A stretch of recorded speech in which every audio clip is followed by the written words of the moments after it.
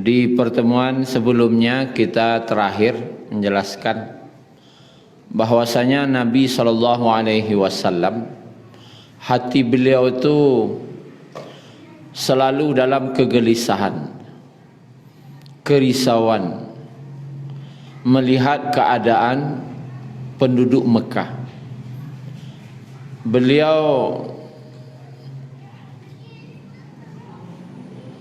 khawatir melihat keadaan kerusakan-kerusakan yang ada di Mekah waktu itu, baik secara akidah. Beliau tidak bisa menerima dengan pikiran dan hati beliau yang suci. 360 berhala di sekeliling Ka'bah itu tidak bisa beliau terima. Menolak batin beliau penyembahan-penyembahan tadi. Dan secara ibadah orang tawaf telanjang di Ka'bah, sedangkan itu rumah suci. Muamalah riba, sampai orang bisa menjadi budak gara-gara hutang tidak dibayar. Kemudian secara muasyarah dan akhlak pun jauh lebih rusak lagi. Tapi keadaan waktu itu kan itu sudah berurat, berakar lah menjadi adat. Dan disebutkan lebih kurang kalau jarak antara Nabi Ibrahim dengan Nabi Muhammad itu lebih kurang 3.000 tahun.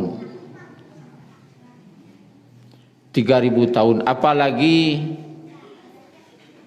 enggaklah separuh itu 1.500 tahun sejak Amru bin Luhai membawa berhala. Artinya sudah ribuan tahun adat itu berurat, berakar. Abah mau bahnya kira-kira lah baure berakar ribuan tahun lo lamanya. Itu yang beliau risaukan, tidak tahu jalan keluarnya bagaimana. Maka dalam membawa kerisauan tadi, kegelisahan tadi, dan ini sebuah daripada rencananya Allah Subhanahu wa taala, diarahkanlah beliau ni. Ada saja keinginan beliau pergi ke sebuah bukit yang namanya sekarang Jabal Nur, Bukit Cahaya. Di situ ada sebuah gua namanya Gua Hira. Gua itu kecil, paling kurangnya 2 meter.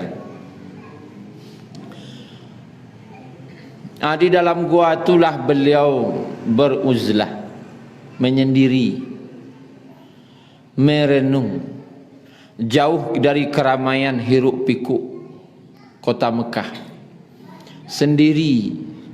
Kapan itu beliau lakukan? Lebih kurang 3 tahun sebelum diangkat menjadi Rasul.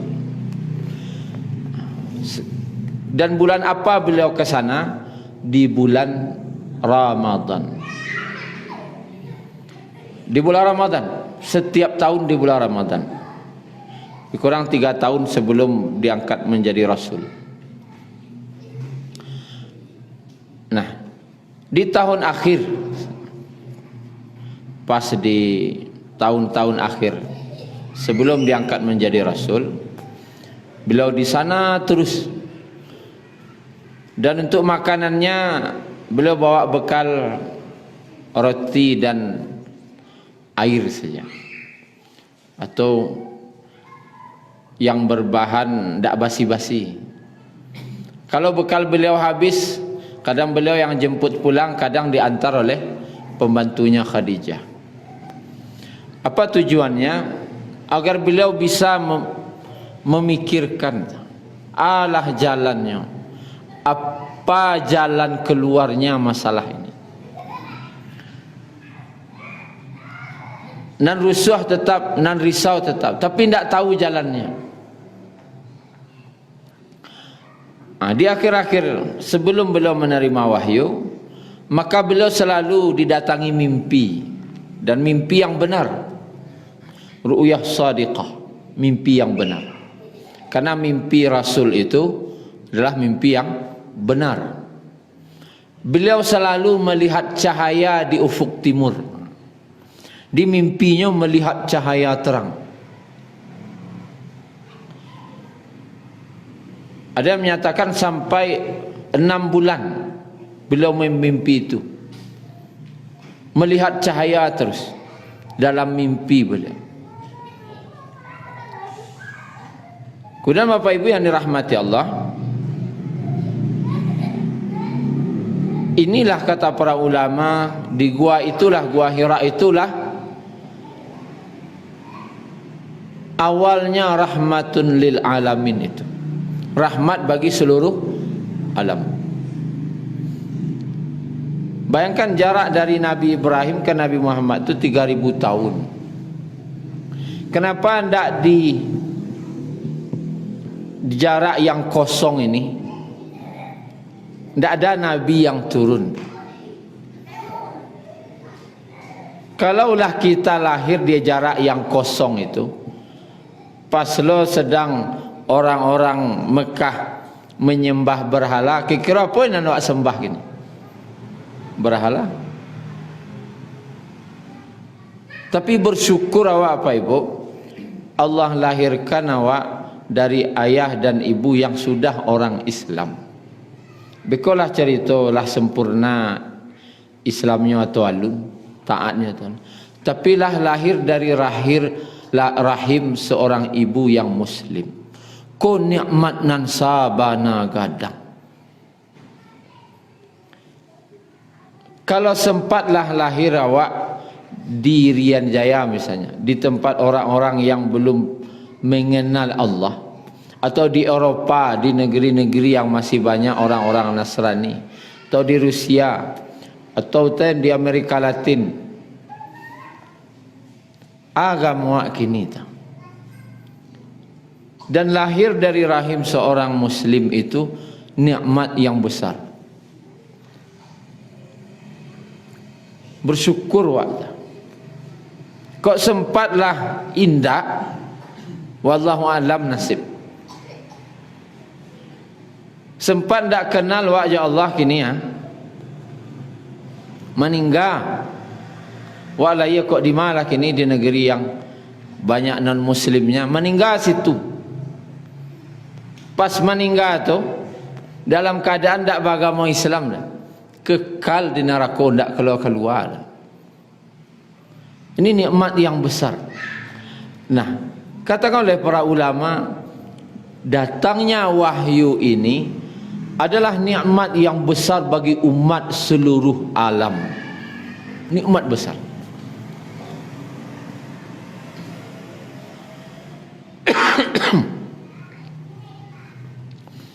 Sebelum kita masuk kisahnya, kapan turunnya wahyu tadi?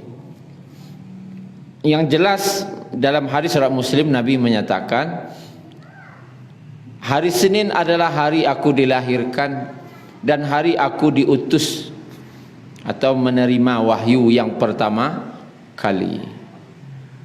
Nih, pertama kalinya hari Senin. Maka banyak pendapat waktu itu kapan turunnya pertama wahyu itu. Ada yang ngecen 7 balik Ramadan, ada yang mengatakan 27 Ramadan. Tetapi kan umur beliau waktu itu 40 tahun. 40 tahun atau 41, berarti di 610 Masehi. 610 Masehi. Maka hari Senin di bulan Ramadan di tahun 610 itu oleh ahli ilmu falak itu bersobok hari Seninnya bila saya 610 Masehi itu hari ke-7, hari ke-14, hari ke-21 dan hari ke-28. Hari ke-7 tidak mungkin. Hari ke-14 juga tidak mungkin. Kenapa? Dinyatakan bahwasanya Nabi menyatakan Al-Quran itu turun di 10 malam terakhir Ramadan. Berarti 17 juga tidak sebenarnya. Nuzul Quran itu tidak 7 oleh Ramadan. Tapi 28 juga tidak. Karena dia malam ganjil kata Nabi. Malam-malam ganjil. 28 bukan malam ganjil. Berarti tinggal cek malam ganjil. Malam 21 yang hari Senin. Ini yang pendapat yang paling kuat. Yaitu Al-Quran pertama kali atau wahyu turun itu pertama itu di 21 hari Senin 21 Ramadan. Maka Bapak Ibu yang dirahmati Allah Subhanahu wa taala,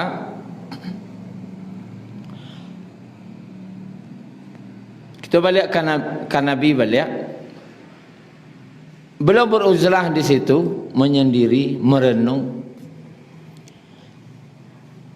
Nah, ketika beliau sedang, itu malam kejadiannya. Jadi malaikat Jibril itu datang beliau malam. Karena turun Al-Quran itu di malam hari.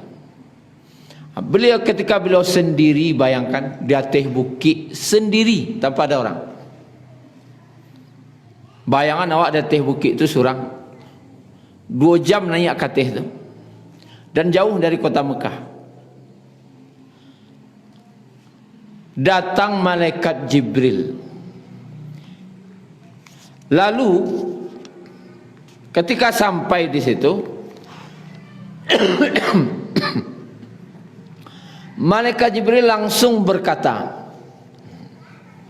apa kata malaikat Jibril? Iqra. Iqra ya Muhammad. Bacalah. Kira-kira awak malam hari surang. Kau secara psikologis, kajian psikologis dulu. Surang malam hari, tak ada bau orang dah. Surang pun tak ada. Tiba-tiba datang makhluk yang belum pernah dilihat. Waktu itu malaikat Jibril datang wujud asli, bukan bentuk manusia. Makanya malaikat Jibril 2 kali dalam wujud aslinya. Ketika wahyu pertama turun dan ketika Isra Mi'raj, itu pun di langit ke-7 yang aslinya. Belum pernah melihat makhluk seperti itu. Tiba-tiba tidak ada pakai assalamualaikum, tidak ada kenalan, langsung mengecek, Iqra ya Muhammad, bacalah hai Muhammad. Lalu Nabi ini menjawab apa? Dalam ketakutan, ma ana biqari, aku tidak bisa membaca. Ma ana biqari, aku tidak bisa baca. Lalu dipeluk oleh malaikat Jibril sampai sesak dada beliau, sampai susah beliau bernapas. Alah payah beliau dilapih lah balik, karena ketakutan tadi. Sudah awak dalam kantan takut, dipagui loh.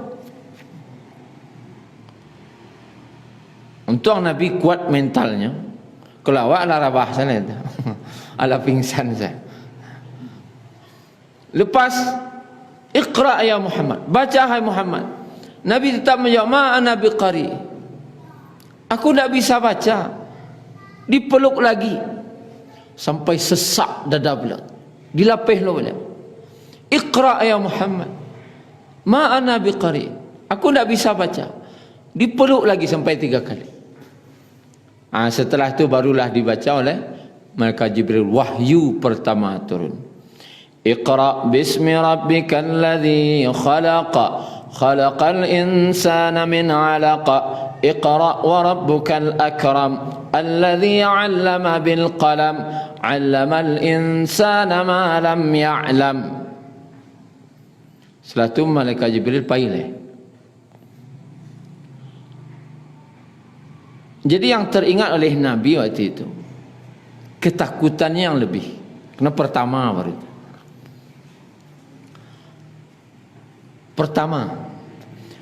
Lalu dikaji dia ulama, apa makna iqra? Bacalah. Itu dulu. Kira-kira Bapak Ibu, malaikat Jibril tu bawa karatihnya turun. Hai Muhammad, iqra. Gitu. Kira gitu. Bacalah. Terus apa maksud baca di situ? Dan apa yang dipahami oleh Nabi baca waktu itu? Rasanya tak lo mungkin malaikat Jibril itu bawa karatih surah Al-Alaq 1 sampai 5 dah. Ya, Nabi tak pandai baca dah. Kan gitu. Tapi ini dalam kajian tafsirnya, iqra itu memiliki dua arti. Iqra itu nyatakan. Itu artinya, cik. Bacalah, cik. Nyatakanlah, cik. Ana menyatakan di situ, kan Nabi waktu itu sedang dalam fikiran beliau, hati beliau kau berkecamuk. Ba'alah caranya merubah keadaan Mekah waktu itu. Cara merubahnya kau, ba'alah caranya. Maka Jibril nyatakan iqra tadi, wahyu pertama turun itu, Allah suruh tu bukan dipikir-pikiran saja. Ba'alah orang, ba'alah cara. Bukan ba'alah cara, nyatakan. Nyatakan dalam bentuk perbuatan. Tidak dipikir-pikiran saja. Akan Nabi lah sibuk berfikir selama kau. Rusuh ba'alah caranya, nyatakan. Turun ke lapangan. Sampaian ke orang-orang Quraisy itu. Itulah kira-kira maknanya. Tidak dipikirkan saja. Sampaikan, nyatakan. Dengan cara bacakan kepada mereka. Yang dibacakan Bismi rabbikal ladzi khalaq. Dengan nama Rabbmu yang telah menciptakan. Yang dibacakan orang itu ciptaan Allah. Bahawa segala sesuatu ini Allah yang ciptakan. Langit bumi Allah yang ciptakan, matahari semua yang ada ke Allah yang ciptakan, karena Allah yang khalaq, yang telah ciptakan. Karena Allah yang menciptakan, maka Dia yang berhak disembah, tidak ada yang lain. Itu makna kira-kira nyatakan. Di samping maknanya dalam hal itu dua. Nyatakan anantara so, tidak dipikirkan saja, nyatakan dalam perbuatan, bukan hanya dalam fikiran. Dan bacakan nanti kepada umatmu ayat-ayat Allah. Lalu larilah malam 7. Nabi Muhammad sallallahu alaihi wasallam pulang ke rumah beliau dalam keadaan takut, menggigil ketakutan. Karena bersobok je makhluk yang tak pernah bersobok. Culah Pak, tengah malam bersobok je makhluk yang tak pernah bersobok, ipaluak no kuek-kuek. Tahawan. Tu lari ke rumah, bagi kira. Tiba di rumah, amuh matai lalaan. Amuh ambil kopi kai lo. Tak talak kan buat kopi dah. Kadang ketakutan menggigil. Sesampai di rumah, apa yang beliau sebutkan pada isteri beliau Khadijah, zammiluni, selimuti aku. Ini sebagai dalil bahwasanya wahyu itu turunnya malam. Kenapa? Berselimut di malam hari itu namanya disuruh. Kalau menyuruh berselimut malam hari, zammiluni, ya ayuhal muzammil, hai orang berselimut di malam hari. Ya ayuhal mudaththir, hai orang berselimut di siang hari. Ini menunjukkan bahwasanya beliau kejadiannya memang malam, karena perintahnya zammiluni, selimuti aku. Waktu itu berarti malam. Maka diselimuti oleh Khadijah. Setelah agak tenang beliau, maka apa kata beliau? kepada Khadijah, "Ya Khadijah, mali." Dia kata, ma tu apa? Li, terjadi padaku. Alah nan terjadi kambo kini koha. Takwid Nabi waktu itu. Apalah nan terjadi kambo kini wahai Khadijah. Kan malaikat Jibril tidak mengenalkan diri dah. Sianan datang. Saya malaikat Jibril kan ada. Langsung ikra saya. Ikra. Apalah yang terjadi dengan diriku? Lalu Nabi menyebutkan, aku khawatir terhadap apa yang telah menimpaku ini. Jan-jan ada makhluk-makhluk yang mengganggu beliau. Ada jin ko Allah ke menggaduh beliau. Beliau takut. Maka ditenangkan oleh Khadijah. Aku contoh isteri wanita salihah. Kalau yang tak salihahnya apa? Kita berkau kejelek yang salihahnya dulu. Ketika suaminya mengadukan itu, apa kata beliau? Khadijah radhiyallahu anha, tidak, bergembiralah engkau. Allah sama sekali tidak akan membuat engkau kecewa. Andalah orang yang suka menjalin silaturahim, membantu orang yang lemah, menolong orang yang susah, menghormati tamu, dan membela diri di atas kebenaran. Kau orang elok ya Rasul. Suka menolong orang, saling suka membantu orang yang lemah, menjalin silaturahim, berdiri di atas kebenaran, suka menghormati tamu. Tak mungkin kalau engkau sailok ko tak mungkin nan jahit-jahit nang ka mangaduh engkau datang doh. Kan ya, kau betul tu. Kalau saya elok ko akhlak engkau, suka menolong orang lemah, silaturahim dijalin, membantu orang susah, berdiri di atas kebenaran, suka menghormati tamu. Tak mungkin yang buruk-buruk akan datang ke engkau dah. Dihiburnya Nabi. Tak mungkin yang buruk datang ke engkau dah ya Rasulullah. Tapi kalau yang tak salihahnya apa? Sama takut ilahnya. Sama kata, "Iyo mana ada?" "Iyo mana ada?" you know. "Awak takut ilmu ada?" you know. Ada yo nya. Ada sama kata takut saya keduanya. Itu tidak salihah no itu. Dihibur. Kalau suami takut itu dihibur. Itu fungsi. Kemudian dalam kan wahyu nak ada turun Wahyu nak ada turun. Tentu itu menghantui beliau tarikh dalam fikiran. Sialah nan datang. Apalah makasih ini disampaikan. Sianan datang tu kan tak tahu sianan datang. Alah terjadi ke beliau kah? Maka diajaklah beliau oleh Khadijah isteri beliau ke rumah Waraqah bin Naufal.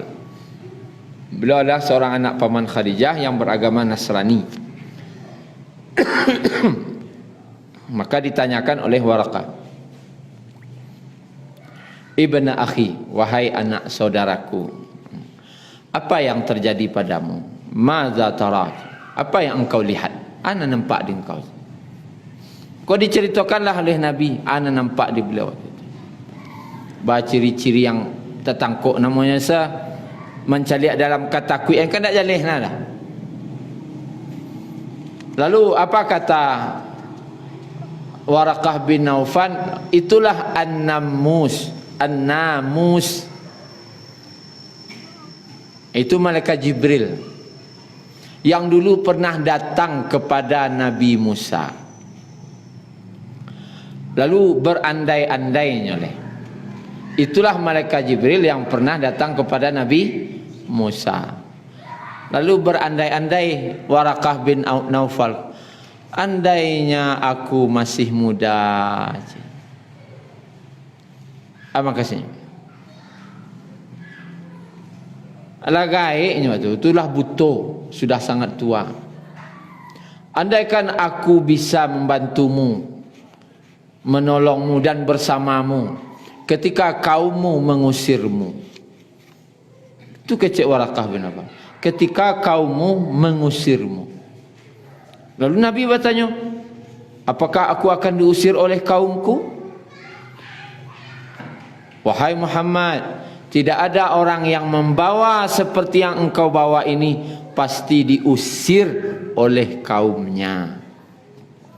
Nabi Ibrahim saya manusia, apanya manusia, kaumnya manusia. Nabi Musa saya manusia, Bani Israel berang jo kayaknya, apalagi si Fir'aun jo tentaranya. Nabi Nuh diusir lo, dilempari di kaumnya jo batu. Nabi Saleh diusir lo, tidak ada yang tidak diusir. Pakari kok. Kalau bertahannya mati. Kalau tidak bertahannya tausiah.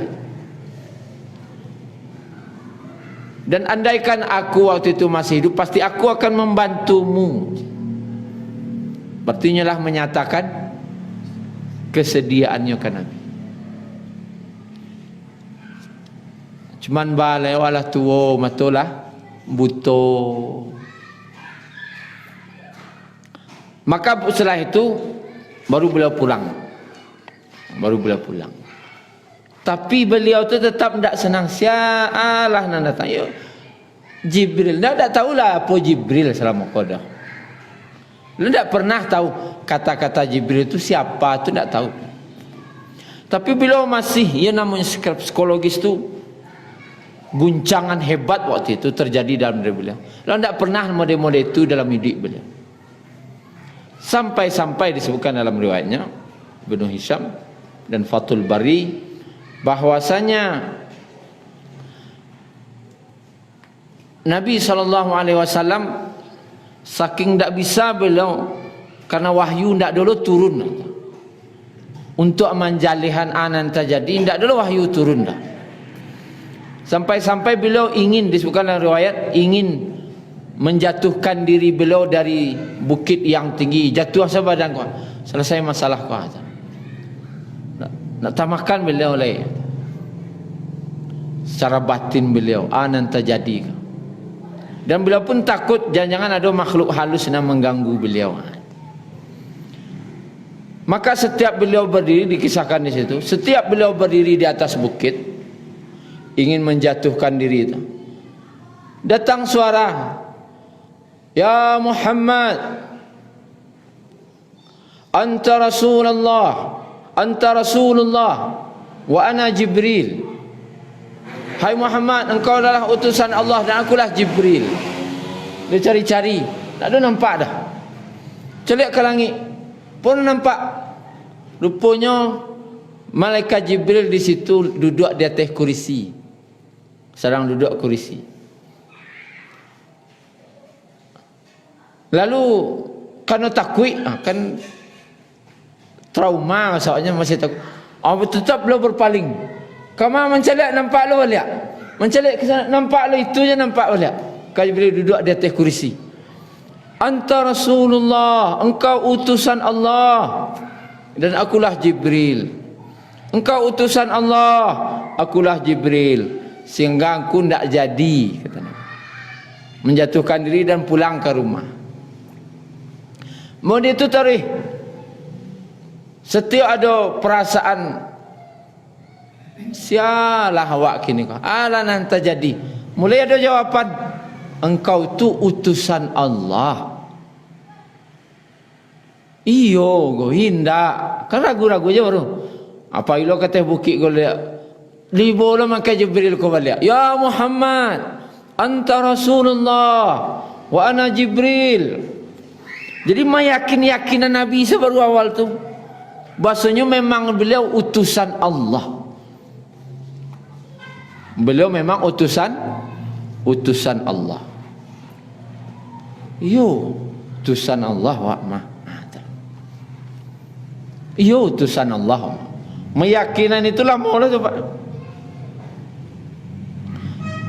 Nabi meyakinkan diri beliau, perlu berapa kali malaikat Jibril berhari-hari meyakinan engkau Rasulullah, engkau utusan Allah, engkau utusan Allah. Beliau masih ragu waktu itu diri beliau sendiri. Sampai beliau yakin bahwasanya memang beliau memang diutus Allah. Aduh, orang kini mengaku utusan Allah. Beliau sana mengecek meyakinan diri seorang. Orang nak dong ngecek anda. Nabi itu diyakinkan dulu beliau tu, bahwa beliau utusan Allah. Apa kau pandai so angkat-angkat diri seorang? Kan Nabi palsu. Tapi kini lain tak ada nak. Laba kurang nak mengaku-ngaku jadi Nabi palsu. Kemudian Bapak Ibu yang dirahmati Allah, sampai turunlah wahyu kedua. Bila wahyu kedua aku turun siang hari. Waktu itu beliau disebutkan dalam hadis riwayat Bukhari. Ya, dalam Sahih Bukhari, ketika aku sedang berjalan, kata Nabi, tiba-tiba aku mendengar suara dari langit. Lalu aku angkat kepalaku dan kulihat, ternyata itu malaikat Jibril tadi. Dan aku takut, cik Nabi, sehingga lari ke rumah. Sampai di rumah minta diselimuti balik. Selimuti aku. Dalam keadaan berselimut itu, dek laloknya siang hari, berubah redaksinya lain. Ya ayyuhal muddathir, wahai orang yang berselimut di siang hari, qum fa'anzir, berdirilah dan berilah peringatan. Surah Al-Mudaththir 1-7. Perintah ini nih, perintah untuk beliau berdakwah lah. Tadi kanlah yakin beliau, lah diyakinkan bahasanya beliau adalah utusan Allah. Hai orang yang berselimut, panggilan ini panggilan kasih sayang. Wahai orang yang berselimut, siang-siang lalu Allah, kum tagaklah, berdirilah, fa'anzir, beri peringatan. Beri peringatan. Kau kan utusan siapa? Utusan Allah. Mulai hari ini tidak sama dengan hari-hari biasa. Engkau akan mengemban tugas yang berat untuk dirimu, keluargamu, untuk umat seluruh alam. Barik tugas Nabi. Barik tugas Nabi. Sehingga memang malam-malam beliau tu ndak bara beliau nan lalok. Siangnya beliau sibuk dengan berdakwah. Sampai akhir hayat beliau meletakkan pondasi-pondasi. Pondasi akidah, ibadah, muamalah, muasyarah dan akhlak. Sampai turun ayat menyatakan al-yauma akmaltu lakum sampailah sempurna aja. Diawali dengan qum fa'anzir. Berdirilah dan beri peringatan. Wa rabbaka fakabbir, dan Tuhanmu besarkanlah. Yang akan disampaikan ke orang kebesaran Allah. Tidak kehebatan-kehebatan makhluk berhala-berhala kena doh. Yang hebat tu, yang besar tu hanya Allah. Yang pantas dibesarkan hanya Allah. Wa rabbaka fakabbir wa thiyabaka fatahhir, dan pakaianmu bersihkanlah. Pakaian lahir, pakaian batin. Warrujza fahjur, dan perbuatan dosa jauhilah. Maka kalau kau berdakwah tidak boleh buat dosa lah. Kalau menyampaikan agama kau jangan buat dosa lah. Jauhi perbuatan dosa, karena awak akan dicalik orang, kecek awak akan didengar orang. Kalau kau menyampaikan agama, seluruhnya akan diperhatian orang. Perbuatan dosa mau gadang, mau menengah, mau ketek, jauhi. Maka kalau ustaz merokok agak ganjil lah nampaknya. Tapi kalau orang menggalih dakwah merokok masih dimaafkan orang. Tapi kalau ustaz merokok tercangang orang. Kenapa? Itu bukan seorang ustaz harus menjauhi perbuatan yang ustaz balepis bakaus. Enggak kira. Ya enggak lah, mau ke maju kok kini gua. Atau ke pasar mau lepis atau cangang. Alah. Tak buat ke Ustaz Salahuddin lah. Mau lepis tak masuk akal orang dah. Iya kan? Karena itu tidak pantas untuk seorang ustaz. Itulah kira. Tak usahlah usah besar-besar. Saya usah ketek-ketek. Level-level bawah mendiambo saya lah. Letak cangang aja orang. Padahal usah level-level besar. Suatu yang dapat. Artinya seorang yang berdakwah. Warrujazafah. Perbuatan dosa tinggalkan. Udah. Kemudian lain. Wala tamnun tastakthir. Itu pondasi dakwah ke Nabi itu. Jangan berharap kerajo sekete Asia nak banyak. Kalau berdakwah tak boleh macam itu dah. Ya Pak Haji Ibnu Katsir. Pak Haji Ibnu Katsir. Jangan kerajo sekete tapi Asia nak banyak. Wak ngecek sekali baru kau dapat orang kau elok langsung. Tak isah dah. Allah larang tu. Wala tamnun tastakthir. Jangan karajo sakiti Asia nak banyak. Dalam dakwah nak isah dah. Kalau menggalih mungkin bisa. Karajo sakiti Asia banyak bisa. Tapi kalau dakwah nak isah dah. Kadanglah banyaknya dakwah wak lah banyaknya karajo namuh surangnya. Namuh beriman tu surang, namuh taat tu surang.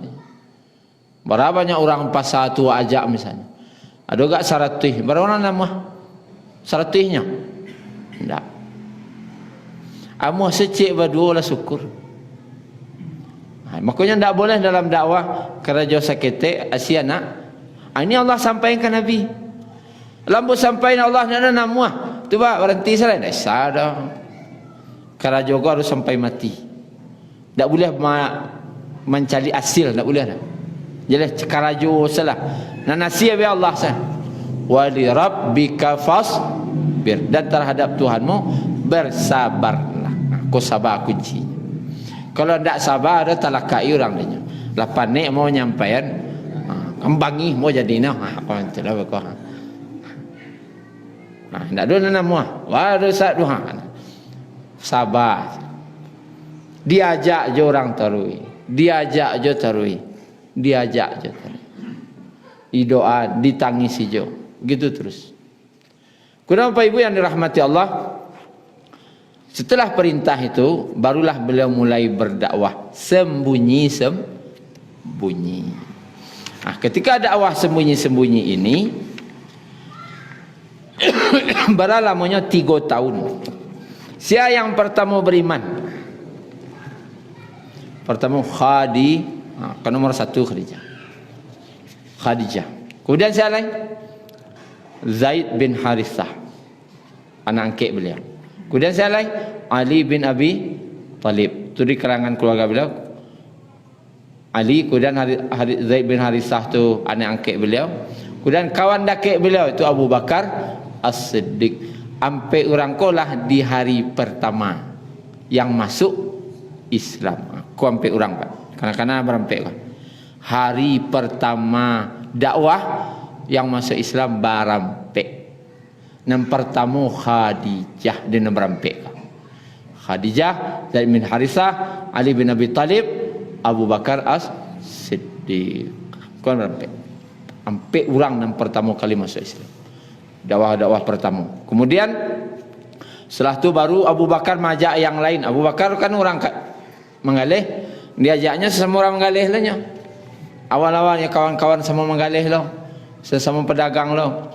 Siapa yang terbawa di situ? Utsman bin Affan, Zubair bin Awam, Abdurrahman bin Auf, kurang pasal orang pedagang je. Sa'ad bin Abi Waqqas, Talhah bin Ubaidillah dan yang lain-lain.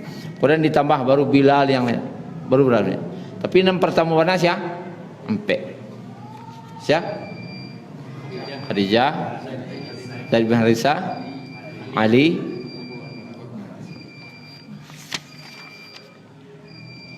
tinggi-tinggi EQ apa-apa nak. Takkan langsung. Syukran ya Rabbi, syukran. قلبي شكرا